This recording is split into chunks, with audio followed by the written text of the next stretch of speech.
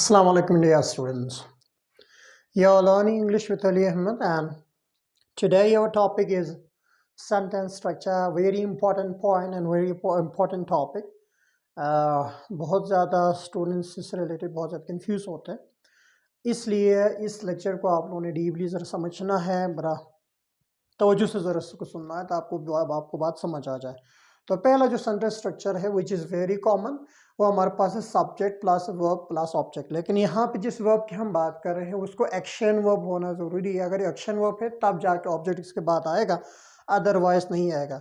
लेकिन अगर हम एक्शन वर्ब की बात करें तब भी यहाँ पे आपने एक बात याद रखनी है। अगर हम बात करते हैं एक्शन वर्ब के हवाले से, यानी आपके पास जो वर्ब है वो एक्शन वर्ब है, लेकिन एक्शन वर्ब हमारे पास बेसिकली दो किस्मों की होती है। या तो वो डूइंग वर्ब होती है या वो हैपनिंग वर्ब होती है। यानी जिस वर्ब के हमारे हवाले से हम बात करें, या तो वो डूइंग वर्ब है या वो हैपनिंग वर्ब है। डूइंग वर्ब का मतलब होता है कि यहाँ पे इस काम का परफॉर्म करने वाला कोई मौजूद है, एजेंट मौजूद है। हैपनिंग वर्ब उस वर्ब को कहते हैं जिसके अंदर एजेंट बराह रास्त मौजूद नहीं होता, वो बाय नेचरली वो खुद बहुत हो जाती है। अब अगर डूइंग वर्ब की हम बात करते हैं तो डूइंग वर्ब में भी हमारे पास दो किस्म के वर्ब है, एक को हम कहते हैं ट्रांजिटिव और दूसरा हमारे पास है इनट्रांजिटिव।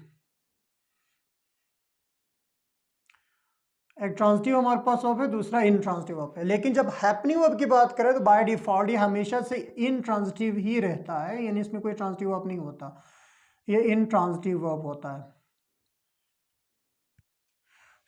ये अब बात आपको याद रखनी है। यानी अगर हम सेंटेंस स्ट्रक्चर के बारे में बात करें, subject plus verb plus object, तो यहाँ पे जिस वर्ब के हमारे हवाले से हम बात करें वो एक्शन वर्ब होनी चाहिए, और एक्शन वर्ब में वो डूइंग वर्ब हो, और डूइंग वर्ब में भी वो ट्रांजिटिव वर्ब हो। तो ये बात आपको अलग से लिख के रखना पड़ेगा कि आपके पास सब्जेक्ट हो, सब्जेक्ट के बाद वर्ब, लेकिन वर्ब भी वो एक्शन दिखा रहे हो और एक्शन में भी वो ट्रांजिटिव वर्ब हो, यानी वो डूइंग वर्ब हो और उसके बाद वो ट्रांजिटिव हो। यानी ये एक्शन आगे ऑब्जेक्ट तक यानी इसको पहुंचाने वाला कोई वर्ब हो। मिसाल के तौर पर she took lunch, very simple sentence, she took lunch. So to understand the subject we have a question word, that is who took lunch, किसने लंच किया। तो हमें पता है, यानी शुरू में हमने डिस्कस की थी, जो हु का आंसर देता है वो सब्जेक्ट बनता है, लिहाजा she is subject because it is the answer of who. ये हु का आंसर बन रहा है, लिहाजा सब्जेक्ट हो गया। टुक सेकेंड वर्ब है, और ये आपके पास एक्शन वर्ब है, और एक्शन वर्ब इसके बाद लंच इसका ऑब्जेक्ट है कि नहीं, ये देखने के लिए हमने यानी बात आपने जो याद रखनी है। ट्रांजिटिव वर्ब व्हाट और हुम का आंसर देता है, यानी इसके बाद आने वाला जो भी वर्ब, जो भी शे है, वो या वर्ड का आंसर होगा या वो हुम का आंसर होगा। ट्रांजिटिव वर्ब के अंदर, ट्रांजिटिव वर्ब के अंदर या ये वर्ड का आंसर बनेगा या हुम का आंसर बनेगा। अब यहाँ पे अगर मैं बात करूं, शी टुक व्हाट, उसने क्या लिया या उसने क्या खाया, तो इस सूरत में आप कह सकते हैं lunch. So lunch actually is an object, इसको हम कहते हैं ऑब्जेक्ट है। ऑब्जेक्ट होने का पता कैसे चला, क्योंकि आपके पास व्हाट का आंसर दे रहा है। शी टुक व्हाट या शी टुक लंच, उसने क्या लिया, क्या खाया, उसने लंच खाया। इसके ऊपर एक और सेंटेंस जरा देख लेते हैं। he helped a poor man, he helped a poor man। यहां पे अगर देखें who helped a poor man, so who का आंसर देने की वजह से he सब्जेक्ट है, he helped उसने मदद की। अब ये help वर्ब है, अब हमने ये पहचानना है कि कौन सा वर्ब है, क्या ये एक्शन को आगे पहुंचा रहे हैं या नहीं पहुंचा रहे। अगर पहुंचा रहे हैं तो आगे आने वाले को ऑब्जेक्ट होना चाहिए। यहाँ पे हमें पता है क्योंकि पुअर मैन हुम का आंसर दे रहा है, लिहाजा जो हेल्प वर्ब है वो ट्रांजिटिव वर्ब है, लिहाजा ही हेल्प उसने मदद की। हुम किसकी मदद की, हुम का आंसर देने की वजह से अब पुअर मैन जो आपके पास है वो ऑब्जेक्ट का काम कर रहा है। तो बेसिकली हमारे पास जो पहला सेंटेंस स्ट्रक्चर है वो subject plus verb plus object है। लेकिन बात फिर से आपको दोबारा याद दहानी करा रहा हूँ कि यहाँ पे जो बात हमने याद रखनी है कि इसके अंदर जो एक्शन वर्ब है ना वो एक्शन वर्ब होनी चाहिए, यानी इसमें कोई हाथ पाँव का मूवमेंट नजर आया है, जिसके अंदर कोई ना कोई मूवमेंट नजर आया, इसको हम कहते हैं एक्शन वर्ब। और बाद में आने वाला ऑब्जेक्ट बन सकता है। Object is the receiver of an action, ठीक है, यानी किसी एक्शन को रिसीव करने वाले को कहते हैं। अब रिसीव इस वक्त होंगे जब आप यहाँ पे एक्शन दिखा रहे हैं और ये एक्शन आगे जाके क्या कर रहे हो कि एक्शन को आगे पहुंचा रहे हो ऑब्जेक्ट के ऊपर, और इस वजह से जब ये आगे पहुंचा रहे हैं अपनी यानी जो इफेक्ट को शिफ्ट कर रहे हैं ऑब्जेक्ट के ऊपर, वर्ब अपने इफेक्ट को शिफ्ट कर रहे हैं, तो इसी सूरत में हम इसको कहते हैं ट्रांजिटिव वर्ब, यानी ट्रांजिट कर रहे हैं, ट्रांजिशन दिखा रहे हैं। वर्ब यानी फाइल के फेल को या सब्जेक्ट की जो एक्शन है उसको उसकी ट्रांजिशन बताते हैं आगे ऑब्जेक्ट के ऊपर, ये ट्रांजिट होते हैं। इस ट्रांजिशन की वजह से इसको हम ट्रांजिटिव वर्ब कहते हैं। यहाँ तक अगर बात को यानी बात अगर आपको समझ आई हो। अच्छा, इसी स्ट्रक्चर के साथ एक दूसरी स्ट्रक्चर है, अगर वो भी आपको अपनी याद रखनी है, वो ये है कि हमारे पास बाज़ औक़ात सब्जेक्ट होता है, सब्जेक्ट के फ़ौरन बाद वर्ब, हमें पता है यहाँ पे वर्ब दोबारा से ट्रांजिटिव वर्ब है, इसके फ़ौरन बाद फिर हमारे पास है ऑब्जेक्ट, एंड फिर से आगे जाके दोबारा से हमारे पास एक और ऑब्जेक्ट भी होता है। यानी बेसिकली यहाँ पे दो ऑब्जेक्ट इस्तेमाल होता है। तो पहला वाला ऑब्जेक्ट को हम कहते हैं IO, यानी इसको हम कहते हैं इनडायरेक्ट ऑब्जेक्ट, दूसरे को हम कहते हैं DO, डायरेक्ट ऑब्जेक्ट, बल्कि अलग से लिख के रखें for your better understanding. So verb is followed by direct object,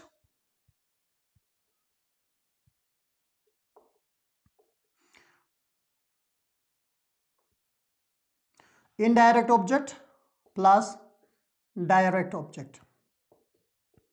तो बाज़ औक़ात सेंटेंस के स्ट्रक्चर इस तरह के होता है, यानी आपके पास एक वर्ब ऐसा है वो अपनी जो है ना एक्शन की ट्रांजिशन दिखा रहा है, लेकिन ट्रांजिशन के तौर पर हमें दो ऑब्जेक्ट की ज़रूरत पड़ती है, एक ऑब्जेक्ट से मीनिंग मुकम्मल नहीं होता। इसको सुन के वर्ब को हम कहते हैं डाई ट्रांजिटिव वर्ब। आगे वर्ब के वाले पोर्शन में हम इसको दोबारा डिस्कस करेंगे, फिलहाल के लिए आपने याद रखना वो ट्रांजिटिव सिर्फ नहीं होता, डाई ट्रांजिटिव होता है, जहाँ पे दो ऑब्जेक्ट की ज़रूरत होती है।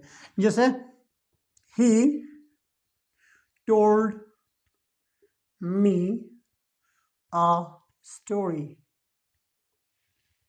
या he told me your story भी कह सकते हैं।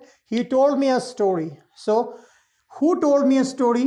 He, subject because it is the answer of who, told is verb, he told उसने बताया, he told what, so actually a story is the answer of what, so it is the answer of what, so it is called direct object DO। and me, अच्छा he told a story, उसने कहानी सुनाई, किसको सुनाई? मुझे। so जो हम पे me है वो whom का आंसर दे रही है, because it is giving the answer of whom, इसको हम कहते हैं indirect object। तो यहाँ पे आपने बात याद रखनी है कि बाज़ औक़ात कुछ वर्ब ऐसे है जिन्हें दो ऑब्जेक्ट की ज़रूरत पड़ेगी, एक को हम कहते हैं IO इनडायरेक्ट ऑब्जेक्ट, एक को हम कहते हैं DO डायरेक्ट ऑब्जेक्ट। थोड़ी देर के लिए अगर हम इस सेंटेंस के अंदर से मी को हटा दें, यानी इस सेंटेंस को हम बगैर मी के अगर बोले तो कैसा रहेगा, यानी ही टोल्ड अ स्टोरी, उसने कहानी सुनाई, तकरीबन सेंटेंस मुकम्मल है। ही टोल्ड अ स्टोरी, उसने कहानी सुनाई, सेंटेंस इज कंप्लीट।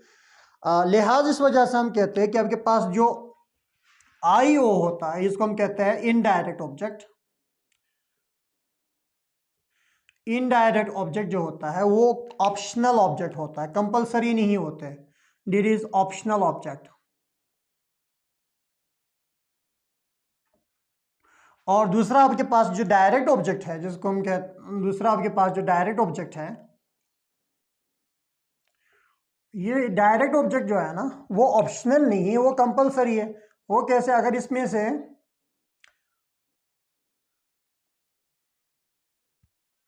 वो कंपलसरी ऑब्जेक्ट होता है। मिसाल के तौर पर अगर इसमें से अगर स्टोरी को मैं मिटा दूं, ही टोल्ड मी, उसने मुझे बताया, so the listener would be confused, he told me what, उसने मुझे क्या बताया। जब तक आज स्टोरी यहाँ पे पुट ना करे तब तक मीनिंग मुकम्मल नहीं होगी। लिहाजा आपके पास जो आज स्टोरी वाला कॉन्सेप्ट है, ये जो आपके पास डायरेक्ट ऑब्जेक्ट है, वो किसी भी सेंटेंस के अंदर जब दो ऑब्जेक्ट आए, डायरेक्ट और इनडायरेक्ट, तो वहाँ पे डायरेक्ट जो ऑब्जेक्ट होता है वो कंपलसरी होता है, इनडायरेक्ट ऑब्जेक्ट वो कंपलसरी नहीं होता। एक बात ये हो गई। और दूसरी बात, इनडायरेक्ट ऑब्जेक्ट ऐसी सूरत में whom का आंसर बनेगा और डायरेक्ट ऑब्जेक्ट ऐसी सूरत में what का आंसर बनेगा। ये दोनों चीज़ें भी आप लोगों ने एज अ ग्रामेटिकल टिप अलग से याद रखनी है। चलो जी नेक्स्ट सेंटेंस पे जरा जाते हैं।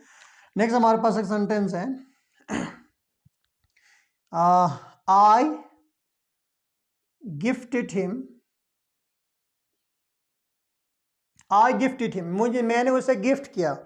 तो आप पूछेंगे भाई क्या किया, यहाँ पे तो आई सब्जेक्ट है, हु गिफ्टेड हिम, किसने उसे गिफ्ट किया। तो हमें पता है आई हु का आंसर दे रहा है, सब्जेक्ट हो गया, गिफ्टेड वर्ब है और हमें पता है इसके अंदर एक्शन है, ये आपके पास ट्रांजिशन दिखा रहे हैं, तो ये ट्रांजिशन वर्ब तो यानी ट्रांजिटिव वर्ब तो हो गया, लेकिन यहाँ पे एक ऑब्जेक्ट सिर्फ मीनिंग मुकम्मल नहीं कर रहा, लिहाजा इसी सूरत में जो गिफ्टेड है उसको हम सिर्फ ट्रांजिटिव वर्ब नहीं कह सकते, इसका मतलब है एक और ऑब्जेक्ट की जरूरत पड़ने की वजह से हम उसको डाई ट्रांजिटिव वर्ब कहेंगे। ही गिफ्टेड, आई गिफ्टेड हिम, मैंने उसे गिफ्ट किया, व्हाट, अ वॉच, मैंने उसे घड़ी गिफ्ट की। तो यहां पे दोबारा से अगर आप देखेंगे तो हिम आई ओ है indirect object, a watch D O है डायरेक्ट ऑब्जेक्ट, और हिम जो है वो हुम का आंसर दे रहा है, वॉच जो है वो व्हाट का आंसर बन रहा है। अगर आपको याद हो तो शुरू क्लास में हमने डिस्कस की थी, जो नाउन है वो भी वर्ड हु हुम का आंसर बनता है, सब्जेक्ट में है तो हु और वर्ड का आंसर देता है, ऑब्जेक्ट में है तो वर्ड और हुम का आंसर देता है। इन दोनों स्ट्रक्चर के अंदर, सेंटेंस स्ट्रक्चर में, पहले में भी और दूसरे में भी, जो आपके पास इनडायरेक्ट ऑब्जेक्ट हो, डायरेक्ट ऑब्जेक्ट हो, या सिर्फ सिंगल ऑब्जेक्ट हो, इन दोनों सूरतों में ये आपके पास नाउन ही होता है, या नाउन इक्विवेलेंट कोई दूसरी चीज होती है वो ऑब्जेक्ट के तौर पर इस्तेमाल होता है। अच्छा, अब आगे जो इश्यू है वो इससे थोड़ा मुख्तलिफ है, यानी इधर से आगे जो इश्यू है थोड़ा मुख्तलिफ है, यानी जो सेंटेंस है बाज़ औक़ात यहाँ पे जो डायरेक्ट और इनडायरेक्ट ऑब्जेक्ट के साथ उसकी सीक्वेंसिंग डिफरेंट होती है। बाज़ औक़ात हम जो आपके पास डायरेक्ट ऑब्जेक्ट है उसको हम शुरू में लेके आ सकते हैं, इसी सूरत में सेंटेंस कुछ यूँ बनेगा, जो सेंटेंस का स्ट्रक्चर बनेगा वो कुछ यूँ बनेगा,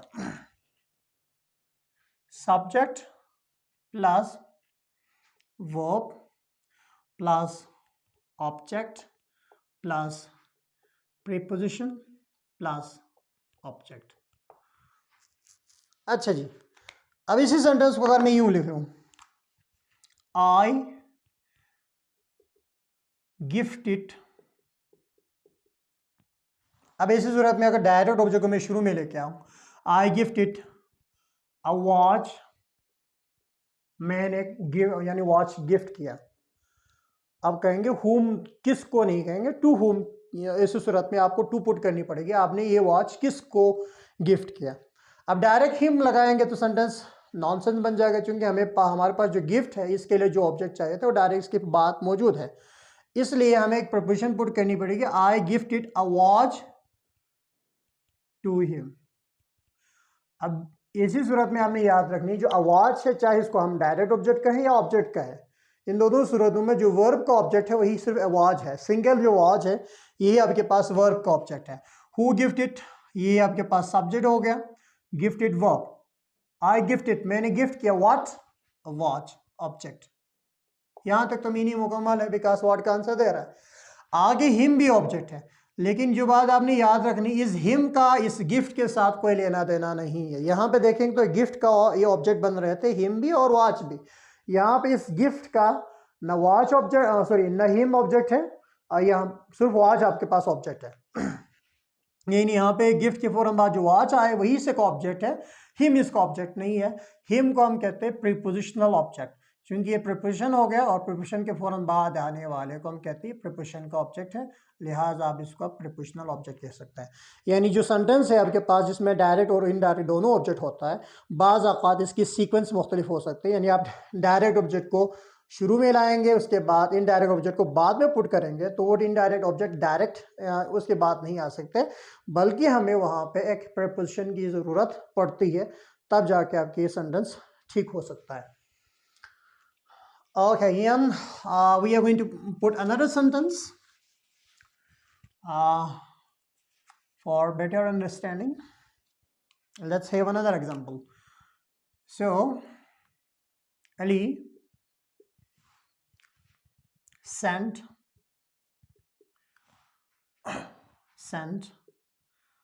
a card to me.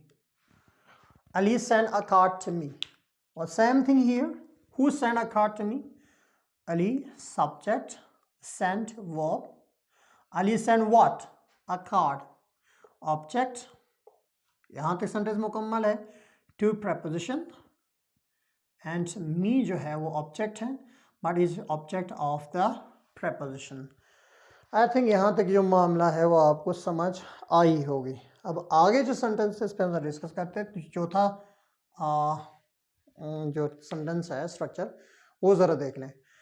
यहाँ पे अगर आप यह बात याद रखें तो यहाँ पे आपको जो बात समझनी है वो ये है कि आपके पास सब्जेक्ट बाज़ औक़ात आता है, इसके फ़ौरन बाद जो भी वर्ब आते हैं उसको हम लिंकिंग वर्ब कहते हैं या स्ट्रेचिंग वर्ब कहते हैं. यानी फिलहाल के लिए मैं अगर इसको लिखूँगा लिंकिंग वर्ब या B form of verb,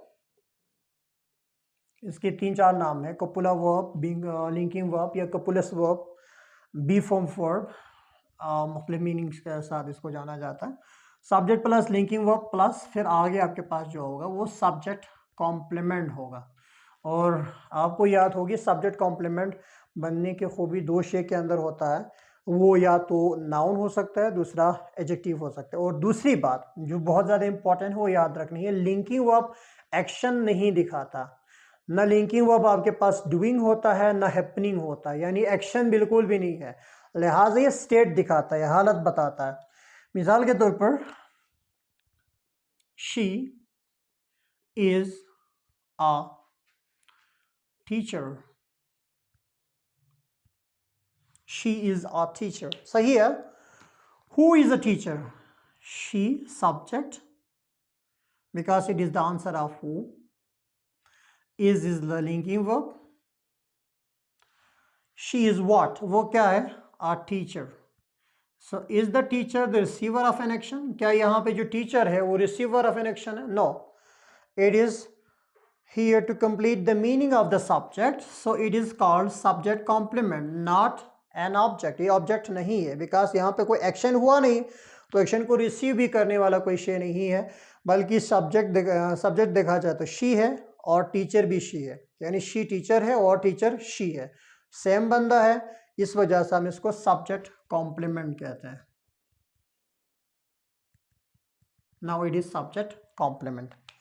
one another sentence is he became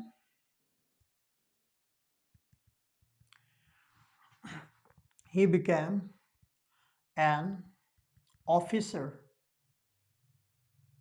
He became an officer. So here, who became an officer? He, subject, became, she became. She became what? यहाँ पे याद रखिए became फिर से action verb नहीं, it is also linking verb because he officer है, officer ही है, लिहाजा ये आपके पास लिंकिंग वर्ब हो गया. An officer is subject complement. ये बात होगी. यहाँ पे इन दोनों में ऑफिसर भी ऊपर टीचर भी दोनों आपके पास नाउन है. अब जरा हम बात करते हैं किसी एडजेक्टिव की. We are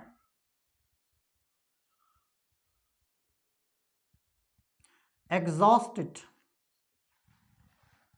Now we subject, who are exhausted? We, subject, are linking verb. We are, हम है, what, क्या है, exhausted, थका हुआ. So it is actually the state of our physical, हमारी जो physical state है, it is our physical state. Because of that, exhausted is an adjective. ये हालत बयान करने के लिए इस्तेमाल हुई, ये एडजेक्टिव है और ये आपके पास सब्जेक्ट कॉम्प्लीमेंट के तौर पर इस्तेमाल हुई है. इसके हवाले से डिटेल फ़िलहाल हम नहीं जाते क्योंकि हमने नाउन डिस्कस की, नाउन के फंक्शन हमने कल डिस्कस की थी और नाउन के फंक्शन को ज़रा दोबारा क्लियर कराने के लिए आपको ये सेंटेंस स्ट्रक्चर सिखाया है. सेंटेंस स्ट्रक्चर बेसिकली बहुत ज़्यादा है, आगे हम डिटेल में आगे डिस्कस करते रहेंगे. हर लेक्चर के बाद एक हमारे प्रैक्टिस सेशन होगी, इसके अंदर बहुत सारे सेंटेंसेस को हम लेंगे और उनके ऊपर प्रैक्टिस करेंगे. जिस तरह कल परसों हमने नाउन पढ़े थे, नाउन के डेफिनेशन, नाउन के आइडेंटिफिकेशन एंड नाउन के फंक्शन. और कल जो नेक्स्ट जो लास्ट जो हमारी लेक्चर थी उसके अंदर हमने उसको प्रैक्टिस किया था. यानी इसके अंदर हम कैसे पहचानेंगे कि नाउन कैसे फंक्शन कर रहा है या कहाँ पे कौन सा फंक्शन कर रहा है. तो नाउन के हमने 5 किस्म के फंक्शन डिस्कस की थी और उसको हमने थारोली डिस्कस की, और यही चीज़ दोबारा से हमने आज दोबारा डिस्कस की। यहाँ पे हमने आज देखा कि subject object, subject object object, उसके बाद सब्जेक्ट ऑब्जेक्ट, फिर प्रीपोजिशनल ऑब्जेक्ट, फिर सब्जेक्ट वर्ब एंड आपके पास जाके सब्जेक्ट कॉम्प्लीमेंट। यहाँ तक अगर बात समझ आ गई हो तो एक दो सेंटेंस दोबारा से ले लेते हैं और इसको ज़रा प्रैक्टिस कर लेते हैं। यहाँ पे कौन से सेंटेंस में कौन सा पोर्शन क्या काम कर रहा है।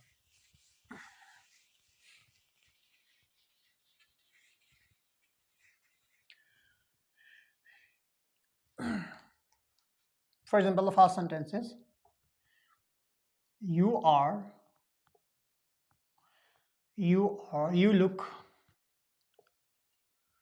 look happy today.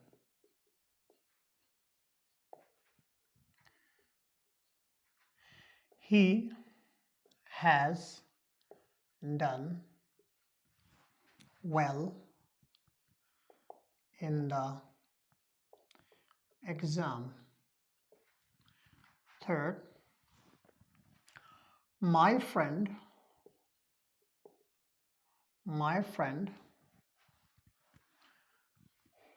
sent me a lot of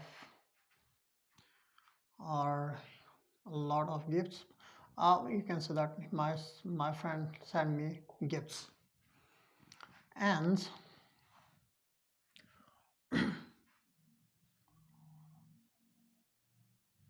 they are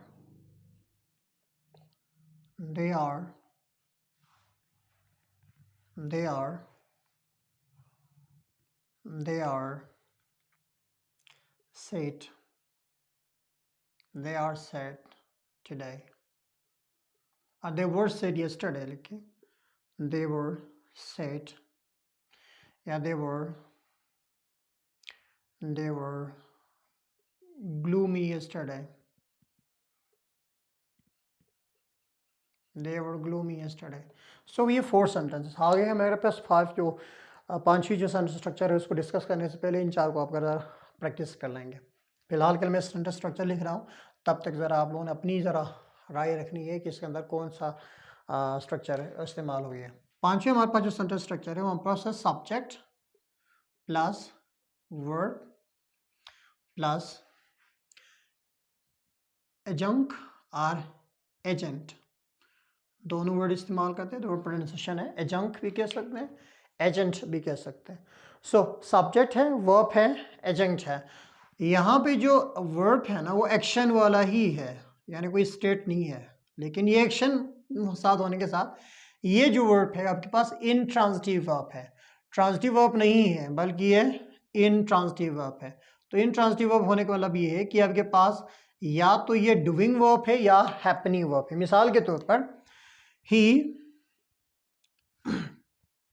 okay it rained, yeah, it is raining outside, it is raining outside. Likewise he went to the market, he went to the market। दो sentence हमारे पास है, दोनों sentence में ज़रा अगर आप देख लेंगे ऊपर में है इट सब्जेक्ट है, इसको हम डमी सब्जेक्ट कहते हैं, फिलहाल के लिए इसको सब्जेक्ट कंसिडर करेंगे। Is helping verb, raining man verb, it is raining. अब यहाँ पे जो आउटसाइड है वो वेयर का आंसर दे रहा है, it is the answer of where, और इसी को हम एजंक कहते हैं क्योंकि ये एडवर्ब है, एडवर्ब को एजंक कहते हैं। तो ये एडवर्ब ऑफ प्लेस का काम कर रहा है। अब यहाँ पे जो रेनिंग है वो कोई कर नहीं रहा बल्कि वो खुद बहुत हो रही है, इसी वजह से हम इसको कहते हैं हैपनिंग वर्ब है। रेनिंग जो है वो हैपनिंग वर्ब है, वो डूइंग वर्ब नहीं है। डूइंग वर्ब वहाँ पे कोई ना कोई एक्शन करने वाला होता है, हैपनिंग वर्ब वो होता है जिसके अंदर कोई एक्शन करने वाला नहीं होता है। इसी तरह who went to the market, he subject, went verb, he went. अब टू द मार्केट जो है वो वेयर का आंसर दे रहा है, यहाँ से लेकर यहाँ तक ये वेयर का आंसर देने की वजह से हम इसको कहते हैं एजंक है। एडजंक्ट मतलब ही एडवर्ब है।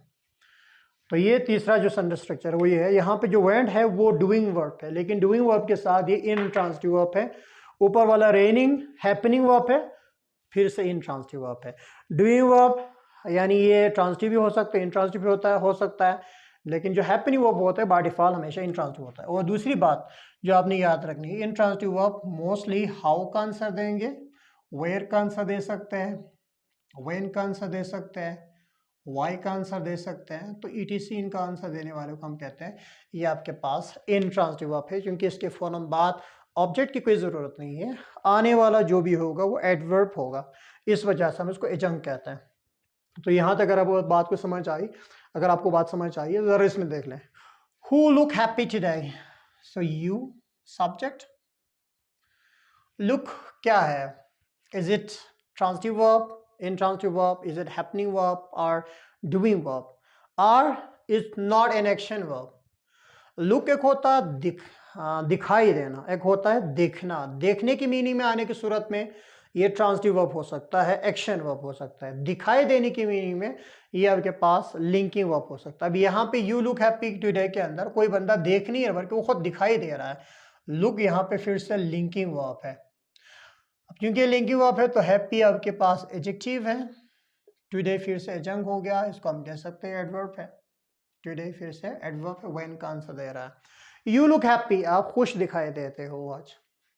ही has done well in the exam, दोबारा देख लें, he subject, has helping verb, done main verb. He has done what, यहाँ पे कोई ऑब्जेक्ट नहीं दिया।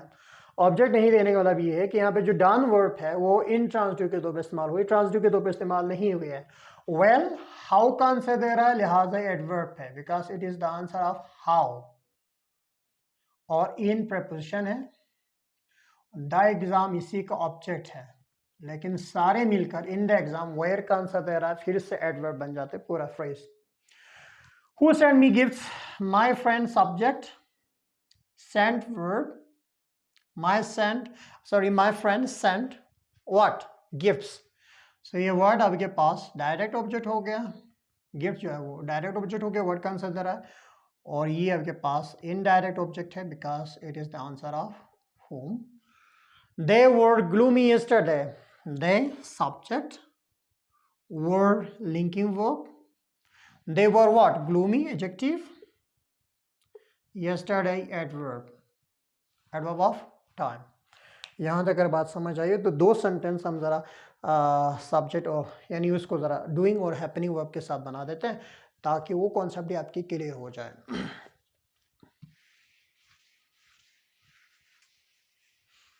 Okay, we have two sentences here.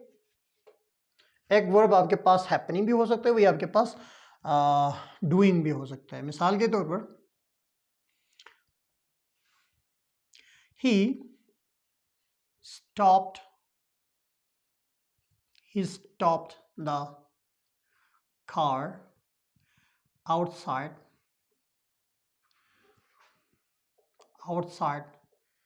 the hotel। he stopped the car outside the hotel, और इसी सेंटेंस को हम यूं भी लिख सकते हैं, the car stopped outside the hotel। now two sentences, both has the same word stop and stopped। who stopped the car outside the hotel, he subject। okay, stop verb, he stopped what, उसने क्या रोका, car object, where outside the hotel adverb of place। what stop outside the hotel, it is the answer of what, subject, stop verb, क्या यानी car रुकी, car रुकी के बाद object की कोई ज़रूरत नहीं है बिकॉज ये हैपनिंग वर्ब है, किसी ने कार को रोका नहीं है, वो खुद बहुत रुकी है। ना यहाँ पे जो स्टॉप है वो हैपनिंग वर्ब है, automatically it happen by itself, ये किसी ने किया नहीं है। और कहाँ पे रुकी, outside hotel, it is adverb, so working as an adjunct. एजंक ऊपर वाले भी है और ये वाला भी आपके पास एजंक का काम कर रहा है. फर्दर डिटेल अगर आपको चाहिए, so you have to be connected to me, and you can share your views about it, and you can also share your confusion with me so that I can address your need. ताकि जो भी confusion आपकी आपको इस lecture से related है या overall किसी किस्म की जो confusion है, इंशाल्लाह हम उसको दूर करने की कोशिश करेंगे. And here we are going to end the practice session of noun and function of noun and sentence structure. And coming class, we are going to talk about the kinds of noun in detail. So for now, it is bye-bye from my side. Thank you.